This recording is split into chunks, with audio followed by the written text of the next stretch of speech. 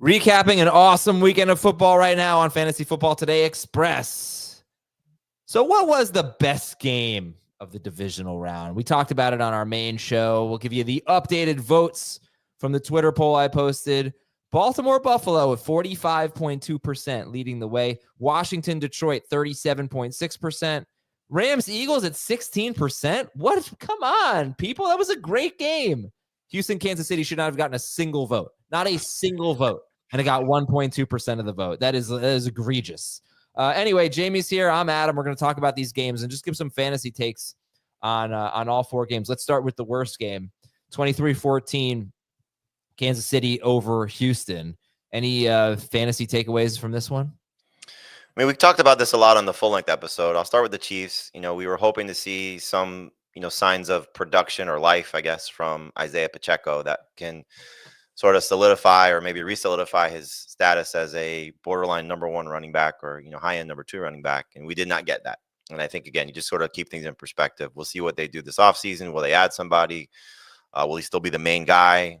Or does, I think you brought up, does Kareem Hunt come back? I still think Pacheco has the upside to be a top 10 fantasy running back, based on what we thought of him going into the year. I wouldn't judge him based on coming back from a broken leg. It probably just came back too soon, as we saw with Tony Pollard and Tank Dell, just two recent similar injuries. For the Texans, I think you kind of know what you're getting in CJ Stroud at this point, that he's going to be a number 2 quarterback on draft day with the still potential to be a number 1 guy. And Joe Mixon is going to be an interesting talking point. He'll be an interesting talking point of, can he crack the top 12? He'll be 29 years old. Do they add competition there? And we'll see what happens with the rest of the Texans offense. Okay, yeah, I was hoping for a little bit more from Nico Collins, but did not have a bad game. Yeah, I don't know. Is it a tough matchup? It's not like they shadow him with L'Jarius Sneed like they used to. But no, but I mean, between McDuffie and Watson coming back, and just I'm sure Spagnuolo's game plan was don't let him beat you. I mean, look, 5 for 81 on 8 targets. It's not so bad. Okay, let's go to the next game. We'll go to the Saturday night game. Washington 45 and Detroit 31. I'm calling this the most overrated game of the week. Jaden Daniels is really incredible again, and I had Jalen Hurts ahead of Jaden Daniels in my rankings. I don't think I can really justify it anymore. Detroit's a great matchup, but this guy is he's special. But how about Brian Robinson Jr.? I don't think we didn't even say his name on our show. 15 carries, 77 yards, 2 touchdowns. Just had a really good game. Did not have a target, which isn't a shock, I guess. But that was a nice bounce back for him, and it gives you the glimpses of what he could do. Absolutely. And should still be the lead running back for the Commanders next year. Not the type of guy that we love because of his lack of involvement in the passing game. We'll see what happens with Eckler, who is going to be 31, I believe. I don't know his contract situation, but I did see he was on a show over the weekend, or I'm sorry, not over the weekend, leading into last week, saying that his wife wanted him to retire after he suffered the concussion, and watching him, take that hit. So at his age and obviously, circumstances, does he come back? So what do they do to replace the backfield there? Is it somebody like Jerry McNichols or Chris Rodriguez Jr., or is it more of an airbag type of guy that could be a receiving threat as this offense continues to develop? So I think Robinson will end up, we spent some time over the last few weeks talking about guys like Ramondre Stevenson with the coaching change and some of these older running backs, like an Aaron Jones, for example. Where does he end up? I think, 20 plus in the rankings is where Robinson will probably end up. I don't think he cracks the top 20. All right. And any other thoughts? I will say just real quick, because when you asked winners and losers, I was going to bring up Diami Brown. This is now 2 straight games of him with strong production. And we know that the Commanders are going to address their receiving core in some capacity. What if they don't? What if they don't land one of the big, whales that are out there, or spend significant draft capital on somebody? And it's a combination of, Brown, Diami Brown, Noah Brown. I don't know all the contracts, but Diami Brown, Noah Brown, Zacchaeus, all those guys, Diami Brown's developing a pretty nice rapport, big spots for Jaden Daniels, which could be fun. All right, Jamie, we're going to take a break. We got 2 games to talk about the Sunday games when we come back. Best game of the week, Rams-Eagles after this. The Eagles 28, Rams 22. It's funny that Matthew Stafford outscored Jalen Hurts in this game. He scored 22 fantasy points. Jalen Hurts scored 18, but nobody outscored Saquon Barkley, 205 yards and 2 touchdowns. Remember I talked about all his 50-plus yard runs. He had 6 of them this year, which is really a lot. I mean, the guy's insane. 78-yard it was his long in this game, and I mean, he had 2 super long runs. He's insane. He's so good. But what do you think? Do you think A.J. Brown is hurting his draft stock with this playoff appearance, this playoff performance? I think it's now 3 catches for 24 yards on 10 targets in 2 games. Or are people just going to say, well, he's playing hurt and he's fine? Had a big drop down the sideline that I think would have changed a little bit of the feeling toward him. And I'll go back to the 2 drafts that we've done, and then the wide receiver conversation that we had. I think the top half of the first round of receivers is kind of locked in with Jamar Chase and Justin Jefferson and Puka Nacua. Then it starts to get murky. Amara St. Brown was in all of our top 6. Malik Neighbors was up there. Brian Thomas Jr. is up there. I'm probably forgetting a guy. I had Nico 4. Nico's up there, yes. And then I guess just start with the rookies, the sophomores from next year. So does A.J. Brown look better at this point than Malik Neighbors, who Dave said can be a 170 target guy? I think we all agree 150 plus targets. Brian Thomas Jr. could be in that range also. Nico Collins, I think, has moved past A.J. Brown. So how far does he slide? CeeDee Lamb, another guy, is probably going to go ahead of him. How far does he slide? So I think at this point he's a round 2 pick. I don't think he'll slip past round 2, but depending how long this playoff run goes. Remember, this is now 2 straight years of him struggling. Didn't finish last year strong, had a bad playoff in the loss to Tampa Bay, and now, limping to the finish line. So does that make things more, attractive to a certain degree for Devontae Smith and Dallas Goedert? Yeah. Yeah, they didn't have a great game, but, last week they did. Yeah, I hope Dallas Goedert just kind of starts to fade, and Devontae Smith can take advantage of that. But Dallas Goedert's still one of the more efficient tight ends when he doesn't get targeted a lot, but when he does, it usually ends up in a pretty positive play.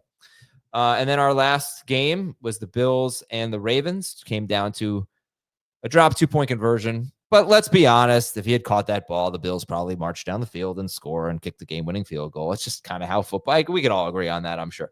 Anyway, any fantasy takeaways from this game where Lamar Jackson actually outscored Josh Allen? 21 fantasy points for Jackson, 19 for Allen. I think the thing for Baltimore, depending on what happens with, maybe the receiving core, I'm going to draft a lot of Justice Hill next year because he has the ability, as we've seen this year, to be productive at times. And you can sort of game script it out, right? When we think the Ravens are going to be in a shootout or maybe trailing, which didn't happen very much, but Justice Hill's numbers will pop. And you have what will be a 31 going on 32-year-old Derrick Henry. If Justice Hill is still the number 2 guy, I mean, I know Keaton Mitchell will be back, year 2 after an ACL tear, so we'll see how that all goes if they add anybody else. But as it stands right now, I'll be drafting a lot of Justice Hill late. We talked a lot about in the full-length episode. I don't want to spend more time on Zay Flowers versus Mark Andrews. I think the really fun conversation is going to be the Bills because they may win the Super Bowl without a true number 1 receiver, with a tight end who didn't, materialize into this breakout player that we thought could be one of the best at their position. And you really right now go into 2025 fantasy-wise with, I'm drafting Josh Allen as one of the top 2 quarterbacks. I'm drafting James Cook as one of the borderline top 12 running backs. I think he'll be, top 12 guy before everything settles. And then who's next? Yeah. And so for me right now, it would be Shakir because you kind of know what you're getting. People will buy into the upside of Keon Coleman, and they should, especially if this receiving core doesn't get any dramatic upgrades. But just goes to show you the magic of Josh Allen at this point, that he's done this. This team has done this with a Matt Collins here, a little bit of Amari Cooper when they added him, Dawson Knox, Khalil Shakir. It's just been, I think the frustrating thing for anybody in playoff challenges or DFS, but again, speaks to the Bills. James Cook gets them down to the 1, and Ray Davis scores the first touchdown. Oh, yeah. Yeah. It's incredible. The second highest scoring team in the NFL this year, behind only the Lions. And just the roster just doesn't really jump out at you, and that's Everything comes back the same for these three teams. For the Bills, for the Lions, and for the Ravens. Which receiver are you drafting first in PPR? Khalil Shakir, Jamison Williams, or Zay Flowers? Say Flowers, I would say, as of now. How about you? Michael Shakir. Shakir? I mean, he's so boring. I agree, but it's a steady floor of 12. I mean, you pencil him in for 6 for 60, and then you get 5 or 6 touchdowns over the season. I think the ADPs are going to be I think he's going to be like so far behind in ADP. So far behind. Agree. Right? Yeah. Agree. Yeah. You don't have to take him first. Let me see just where he went in our drafts. He went last pick of round 6 in our half PPR draft. And Khalil Shakir went in the middle of round 7 in our full PPR draft. Yeah, certainly not as much upside as the other two guys, but just like Josh Allen loves him. And he was on his way for a huge game the way last night started. And we didn't talk. Yes. We didn't mention this about Jamison Williams, but he certainly evolved as a player. His ADOT was about 11 yards. He's no longer just a deep threat. Now, you saw he got behind the Washington defense, and he could have had a long touchdown. The ball was just slightly overthrown. So he obviously has that in his game, but he was a much more complete receiver. He just has an issue where St. Brown is going to obviously suck in a lot of targets, and so is Sam Laporta. It's 3 guys who get a lot of targets. You don't love that from anyone's perspective. And for Flowers, nobody was getting a lot of targets, but it's, a lot of competition, especially for touchdowns with the tight ends. Shakir, yeah, I don't even know what to say about the Bills receiving core. Do you think it was injury related, or did we see the next evolution of Detroit's backfield with Jahmyr Gibbs?